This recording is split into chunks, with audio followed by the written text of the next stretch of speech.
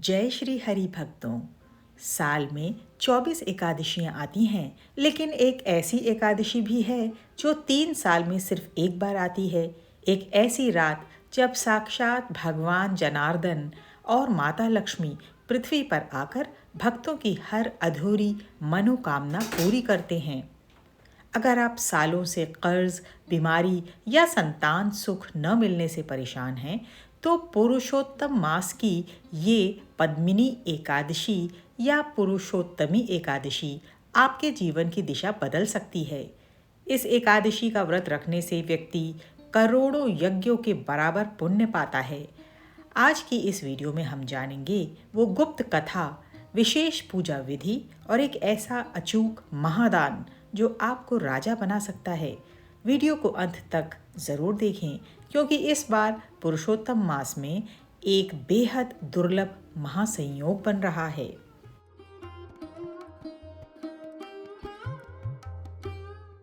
शास्त्रों में पुरुषोत्तम मास यानी अधिक मास को स्वयं भगवान विष्णु का महीना माना गया है और इस महीने के शुक्ल पक्ष में आने वाली एकादशी को पद्मिनी या कमला एकादशी कहते हैं। सामान्य एकादशी का व्रत रखने से स्वर्ग मिलता है, लेकिन पुरुषोत्तमी मास की पद्मिनी एकादशी का व्रत करने वालों को सीधे बैकुंठ धाम की प्राप्ति होती है। इस दिन किए गए दान और तप का फल 10 गुना अधिक नहीं बल्कि 1000 गुना अधिक मिलता है। इस साल इस एकादशी पर विशेष संयोग जैसे रवि योग या शुक्ल योग बन रहा है, जिससे इसका महत्व अनंत गुना बढ़ जाता है।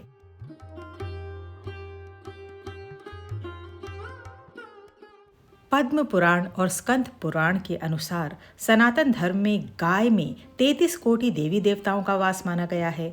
पुरुषोत्तमी एकादशी पर गौ माता को हरा चारा खिलाने से पूरी सृष्टि के देवी देवता एक साथ प्रसन्न होते हैं और साथ में आपको मिलता है ईश्वरीय शक्तियों का आशीर्वाद।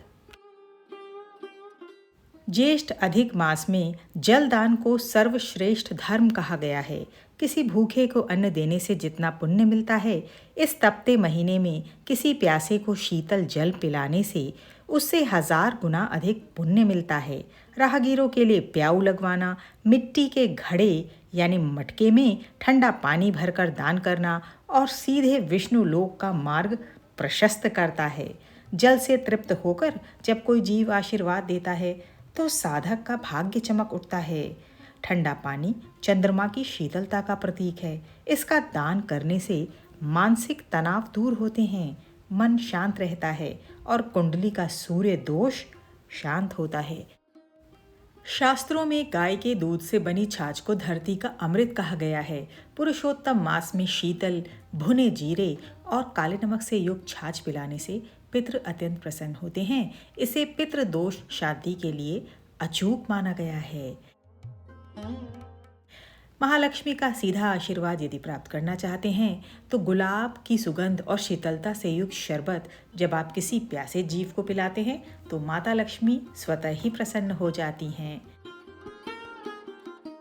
कच्चे आम से बना पन्ना शरीर को तुरंत शीतलता देता है। शास्त्रों के अनुसार ज्येष्ठ मास में जब सूर्य देव अपने पूर्ण तेज यानी रौद्र रूप में होते हैं तो इस समय किसी को आम पन्ना पिलाना उसके शरीर का कष्ट और ताप शांत करता है, जिससे दान करने वाले के जीवन के सभी मानसिक और शारीरिक कष्ट दूर होते हैं।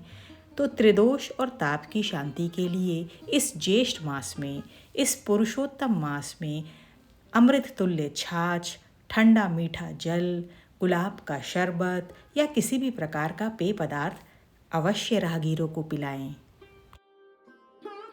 ज्येष्ठ मास की तपती धूप से रक्षा के लिए छाते का दान महादान माना गया है। शास्त्रों के अनुसार छाते का दान करने वाले व्यक्ति को 10,000 वर्षों तक वरुण लोक यानी जल के देवता के लोक में स्थान मिलता है। तो हो सके तो जूते, चप्पल और छाते का दान अवश्य कीजिए। पुरुषोत्तम मास और पंजीरी का महाप्रसाद, इसका आध्यात्मिक महत्व आप सभी भक्तगणों को पता ही होगा, लेकिन क्या आप जानते हैं भगवान विष्णु का परम प्रिय भोग है गेहूं के आटे से बनी देसी घी और मिष्ठान से निर्मित पंजीरी।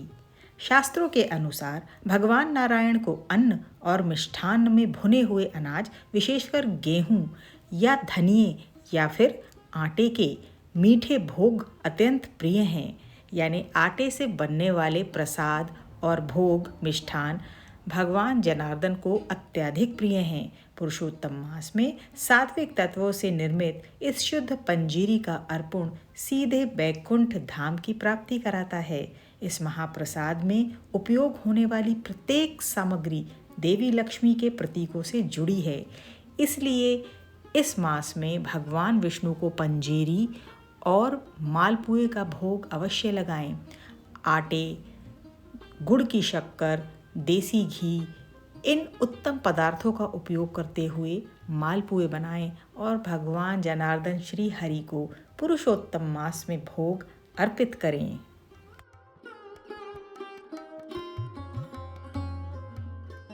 जैसा कि आप सब अब तक समझ ही गए होंगे कि पद्मिनी एकादशी पर सबसे अधिक महत्व है दीपदान का, और दीपदान के साथ भगवान पुरुषोत्तम की पूजा का और उनके निमित्त किए गए दान का। तो गुड़, भुने हुए चने, चने की दाल, हल्दी की गांठें, आटे, गुड़ की शक्कर और चीनी से बने पकवान, इस प्रकार इस एकादशी पर आप ये सब पदार्थ दान में देकर भगवान विष्णु को प्रसन्न करने का प्रयास करें। पुरुषोत्तमी एकादशी पर भुने हुए आटे, गुड़ की शक्कर, देसी घी, सूखे मेवे और मखाने से बनी पंजीरी का भोग भगवान श्री हरि विष्णु के निमित्त लगाना अत्यंत दिव्य, वैज्ञानिक और शास्त्रों के अनुकूल माना गया है। ये सिर्फ एक प्रसाद नहीं बल्कि भगवान विष्णु का अत्यंत प्रिय महाप्रसाद है। जब इस शुद्ध देसी घी और शक्कर से बनी पंजीरी के ऊपर तुलसी दल का पत्ता रखकर भगवान विष्णु को निवेदित किया जाता है, तभी यह पूर्ण महाप्रसाद बनता है।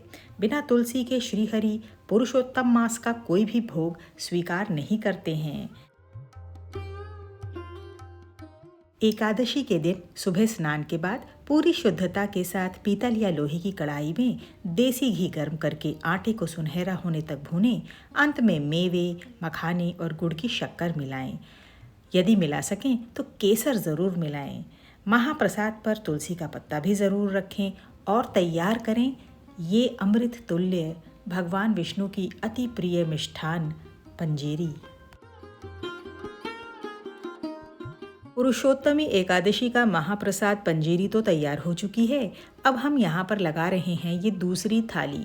देखिए, भगवान को भोग लगाने के लिए इस थाली में वो सारे उत्तम पदार्थ रखे जा रहे हैं जिनका भोग लगेगा, और भोग के बाद, प्रसाद के बाद इस थाली का सामान दान किया जाएगा।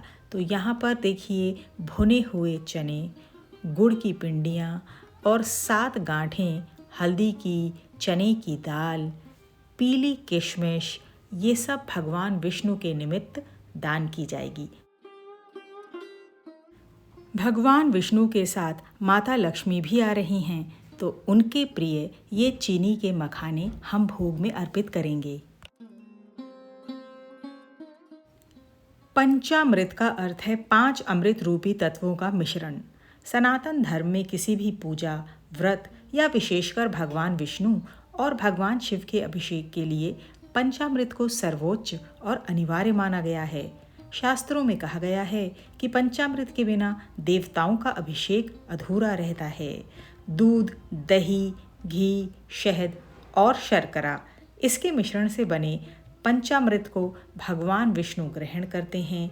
पंचामृत के सेवन से, प्रसाद से मनुष्य के अकाल मृत्यु के योग टल जाते हैं और वो सभी रोगों से मुक्त होता है। यहाँ पर हमने पंजीरी के साथ भगवान विष्णु को अर्पित करने के लिए दूध, दही, घी, शहद, शर्करा और गंगा जल से युक्त अमृत तुल्य तुलसी दल डालकर पंचामृत तैयार किया है। एकादशी का व्रत वास्तव में एक दिन पहले यानी दशमी की रात से ही शुरू हो जाता है। दशमी की रात को कांसे के बर्तन में भोजन न करें। मांस, मदिरा, मसूर की दाल, चना, कोंदो और शहद का त्याग करें। पूर्ण ब्रह्मचर्य का पालन करें। एकादशी के दिन सूर्योदय से पहले उठें, पवित्र नदी या घर में ही गंगा जल मिलाकर स्नान करें, पीले रंग के स्वच्छ वस्त्र धारण करें। इसके बाद हाथ में जल अक्षत और पीला फूल लेकर संकल्प लें कि हे पुरुषोत्तम प्रभु, हे माता कमला, मैं आज आपकी प्रसन्नता के लिए पद्मिनी एकादशी का व्रत रखने जा रही हूँ। इसे निर्विघ्न पूरा करने की शक्ति दें। हमने व्रत का महत्व जाना, पूजा पाठ, प्रसाद, भोग और दान की सामग्री तैयार की। अब बहुत ज़रूरी है हमारे लिए यह जानना कि पूजा की सही विधि क्या है, क्योंकि ये व्रत 3 साल में एक बार आता है, इसलिए इसकी विधि में कोई चूक नहीं होनी चाहिए। ध्यान से देखिए, यहाँ पर आपके सामने एकादशी व्रत के लिए मैं तैयारी कर रही हूँ। एक चौकी पर मैंने पीला कपड़ा बिछाया है, उस पर कलश की स्थापना की है। इस मंगल कलश में मैंने भरे हैं अक्षत, पीली मिश्री, लौंग, इलायची, चांदी के सिक्के और एक बड़ी सुपारी। इसके बाद अक्षत का जो हमने सिंहासन तैयार किया है भगवान विष्णु के लिए और माता लक्ष्मी के लिए, अब हम उन्हें इन पर स्थापित कर रहे हैं। बहुत महत्व है यहाँ पर तिलक का। भगवान विष्णु की ही पूजा है और पीला रंग है उनको अति प्रिय। तो यहाँ पर देखिए, मैं चंदन घिस रही हूँ। चंदन और केसर का तिलक भगवान पुरुषोत्तम को अर्पित किया जाएगा। शास्त्रों के अनुसार इस दिन तांबे या मिट्टी के कलश में जल भरकर या अक्षत भरकर उस पर आम के पत्ते या पंच पल्लव रखकर नारियल को मोली से बांध कर रखना और पूजा करने से घर का वास्तु दोष और पितृ दोष हमेशा के लिए शांत हो जाते हैं। अब यहाँ पर हम प्रज्वलित करने के लिए भगवान विष्णु और माता कमला के लिए देसी घी का दीप तैयार कर रहे हैं। दीप को किया जा रहा है प्रज्वलित। कमला एकादशी की शाम को सूर्यास्त के बाद घर के ईशान कोण में गाय के घी का एक दीपक अवश्य जलाएं। उस दीपक में 1 चुटकी हल्दी और 2 लौंग डालें। इसके बाद माता लक्ष्मी के बीज मंत्रों का 108 बार जप करें। ओम श्रीम ह्रीम क्लीम कमले कमलालये प्रसीद प्रसीद श्रीम ह्रीम क्लीम महालक्ष्मी नमः। देखिए, माता लक्ष्मी और भगवान विष्णु का हमने मंगल तिलक किया है चंदन और केसर के तिलक से। आइए उनको अर्पण करते हैं अपने श्रद्धा के ये पुष्प। पुरुषोत्तमी एकादशी पर भगवान श्री हरि विष्णु और माता महालक्ष्मी का संयुक्त पूजन और उन्हें भोग लगाने का महत्व सामान्य दिनों से 1000 गुना अधिक होता है। इस दिन यदि सही विधि और शुद्धता से भोग न लगाया जाए तो पूजा अधूरी मानी जाती है। भगवान विष्णु और माता लक्ष्मी के समक्ष अब हम अति प्रेम से बनाया गया अति शुद्ध सात्विक वैदिक भोग अर्पण कर रहे हैं। हमने जो पंजीरी बनाई थी उसको हमने तुलसी दल से सजाया है, बताशे कच्चे केले उस पर सजाए हैं, साथ में ऋतुफल। केले अत्यंत अनिवार्य हैं, तो केले, सेब, अंगूर, आम, खरबूजा जो भी ऋतु फल हैं वो आप ज़रूर रखें। पंजीरी के साथ भगवान विष्णु का पंचामृत, जिससे हमने उन्हें स्नान भी कराया है, तो उनके चरणों का ये अमृत और सर्वाधिक उत्तम भोग यानी मालपुए। दान के लिए और इस पूजा का अनिवार्य अंग है ये थाली, जिसमें वो सभी भोज्य पदार्थ रखे हैं जो भगवान विष्णु की पूजा में इस एकादशी पर अनिवार्य हैं।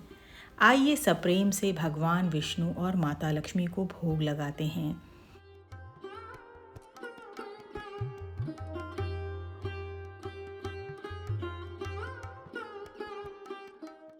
घंटी बजाकर हमने आवाहन किया है भगवान विष्णु और माता लक्ष्मी का, और उनको हम सबसे पहले अर्पण कर रहे हैं ये पंचामृत। यदि आपने भगवान को पंचामृत से स्नान नहीं कराया तो कोई बात नहीं, आप 1 चम्मच में पंचामृत लेकर भगवान के चरणों से लगाइए और उसे चरणामृत में मिला दीजिए।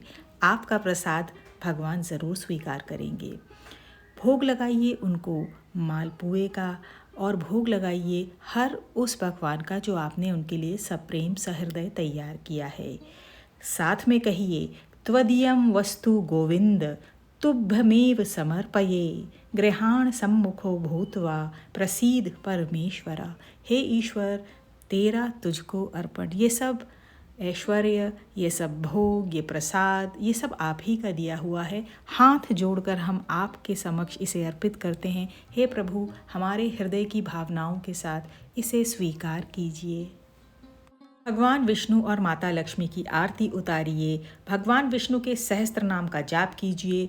माता लक्ष्मी और भगवान विष्णु के संयुक्त मंत्रों का जाप कीजिए। पूजा संपन्न होने के बाद इस प्रसाद को अपने पूरे परिवार और भक्तों में वितरित करें। पुरुषोत्तम मास में इस महाप्रसाद के दान का फल अनंत गुना होकर ईश्वर की कृपा रूप में आप पर अवश्य बरसेगा। ये 3 साल में एक बार आने वाली परम पावन कमला एकादशी की पूरी जानकारी और उसका महात्म्य, भगवान विष्णु और माता लक्ष्मी की ये असीम कृपा आपके और आपके परिवार पर हमेशा बनी रहे, यही मेरी प्रार्थना है। मिलते हैं अगले वीडियो में। तब तक के लिए नमस्कार। सुरक्षित रहिए और प्रभु की भक्ति में लीन रहिए।